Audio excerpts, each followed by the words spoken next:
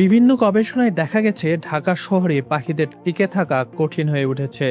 এর অন্যতম কারণ পাখিদের বাসস্থান ধ্বংস হয়ে যাওয়া।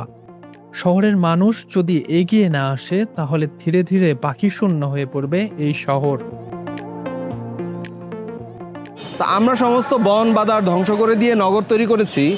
নগর তৈরি করে আমার প্রজাপতির আবাস নষ্ট করলাম। জোনাকি নাই শহরে আলোর দূষণের কারণে, গ্রামেও এখন জোনাকি নাই কীটনাশকের কারণে। তো এই যে সমস্তগুলো আমরা করলাম, সো পাখি এখন নিজে বাসা বাঁধবে, কিন্তু কোথায় বাঁধবে? পাখির জায়গাটাই তো এখন ভবন।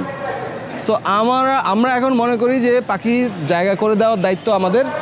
কোনো ভাড়া নেওয়ার তো প্রশ্নই আসে না। স্বাধীন পাখি স্বাধীনভাবেই বাসা বাঁধুক, কিন্তু এর মাধ্যমে মানুষের মধ্যে কিছু মেসেজ যাক, মানুষ একটু টের পাক যে আমি আসলে কোথায় আছি।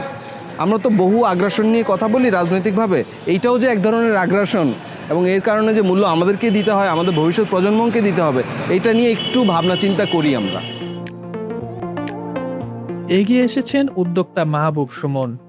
আজিমপুরে 50টি কাঠের তৈরি পাখির বাসায় স্থাপনের উদ্যোগ নিয়েছেন তিনি। জানালেন একটি বাসায় প্রতি বছর 3 জোড়া পাখি বাসা বাঁধতে পারবে। এর আগে প্রায় 1,500 পাখির বাসা স্থাপন করেছেন তিনি। পাখি বাসা বাঁধে, কিন্তু পাখি বাসা বাঁধানো একমাত্র উদ্দেশ্য না।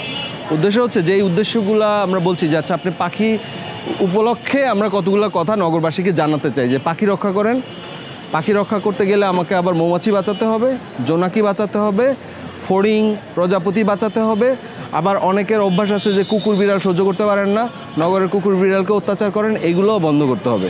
কারণ এই সবাইকে নিয়ে হচ্ছে আমাদের সাপোর্ট সিস্টেম, ইকোসিস্টেম।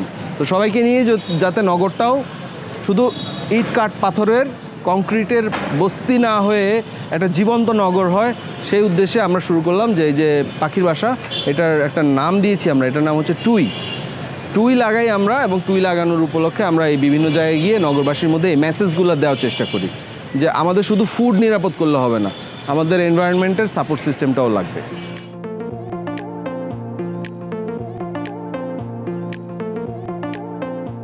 এই যে স্পেসগুলোতে আমরা থাকি, এটা শুধু আমাদের স্পেস না। আমরা যখন শুধু আমাদের জন্য থাকবো, আমরা এক ধরনের দখলদার, আমরা এক ধরনের আগ্রাসী মানুষ। এই জায়গাটা থেকে আমি সবার প্রতি আহ্বান জানাই, বেরিয়ে আসি। আমরা আগ্রাসী হতে চাই না, আমরা দখলদার হতে চাই না, আমরা কংক্রিটের নগর বানাতে চাই না, আমরা একটা জীবনের শহর, জীবন্ত শহর বানাতে চাই।